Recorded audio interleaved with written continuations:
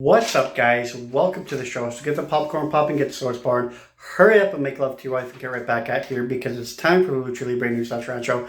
And I've been meaning to do this for the last like 2-3 days. I've just been so busy. I haven't really found the time, so I just figured I'd do it today. A pretty decent episode today. It's been pretty big in the Lucha Libre world lately. A lot going on because, of course, everything's been getting back to normal after this whole COVID thing. So we're starting to have events and matches and stuff going on in the Lucha Libre world now that we're allowed to do these events and stuff. So let's just dive right into it. And we're going to talk about Lucha Maniacs. Now, they had an event. Now, Lucha Maniacs isn't my favorite. I mean, they hold some decent events here and there.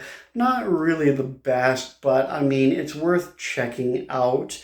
Lucha Maniacs Beware of the Fly Part 1 just happened very recently. And like I said, it was a decent event. It wasn't the greatest, but it was a decent event. I would definitely check it out if you're a Lucha Libre fan. The total event, I probably would give a 6 out of 10.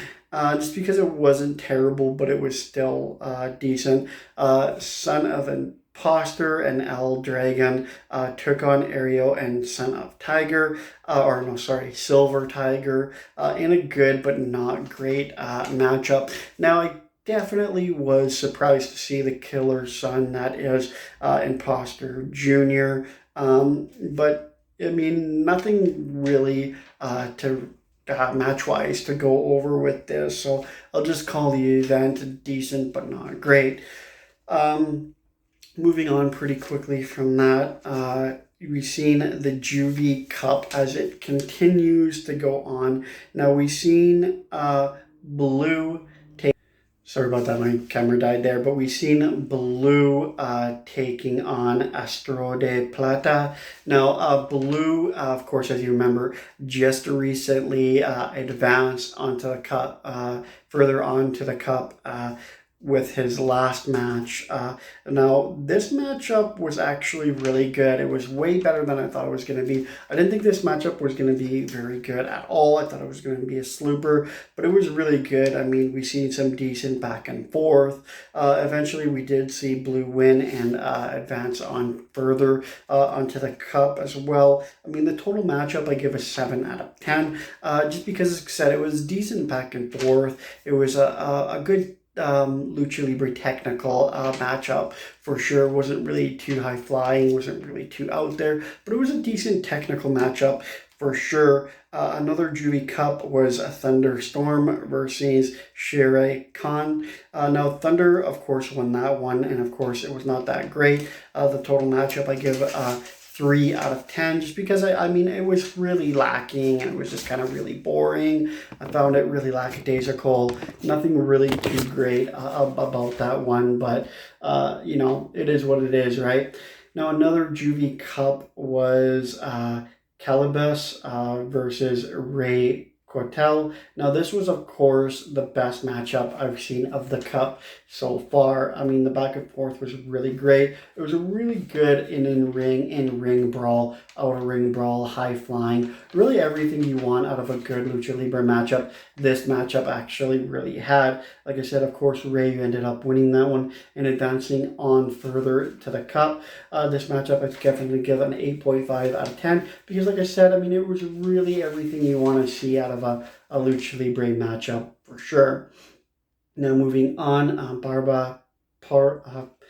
can't even talk today. Barbara Promo had an event as well a couple days ago. It was about 2-3 days ago, 3 or 4 days ago, depending on when I'm posting this.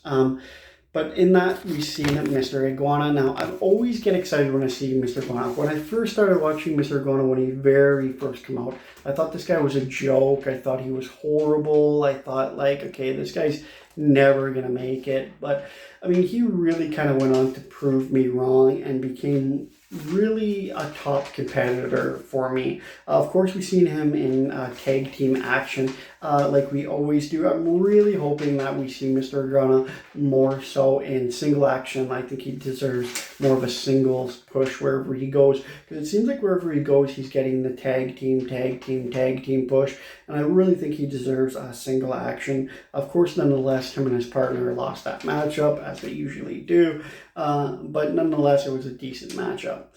There's also Pagano versus Mr. Cheeseman. Now, this one I found really slow and rather sluggish. I was kind of hoping for a better matchup, because these are top two competitors that really give it all their all and really usually go on to have such great matchups. But this matchup was just really slow. I give it a 3 out of 10 because it was really not, like, they just seemed like they were just not on their game. Like, it was just really slow and really sluggish. Another great matchup was a triple threat matchup where we seen Laredo Kid versus Son of Viking versus Epidemus. And this was a world heavyweight title matchup. Of course, we've seen Epidemus win this matchup, but this matchup was definitely the matchup of the night, and I gave an 8.5 out of 10 on, because it was really great back and forth. It was a really great triple threat matchup, and you don't really see too many great triple threat matchups in Lucha Libre, not that are like really great, and this was a really great one. I kind of figured Laredo Kid might win this one. I like to see kind of like, because Laredo Kid is so talented, like he's so great. He's on a different level really than most, and I figured he kind of would pull out the win on that one, but of course he didn't. But it was such a hard-fought battle. I wasn't really mad or bummed out that Epidemus ended up winning that matchup. I thought he did really great, and of course he deserved to win it. But again, everybody, that's the show for today. Don't forget to like, comment, subscribe, very much, and we'll check you in the next video.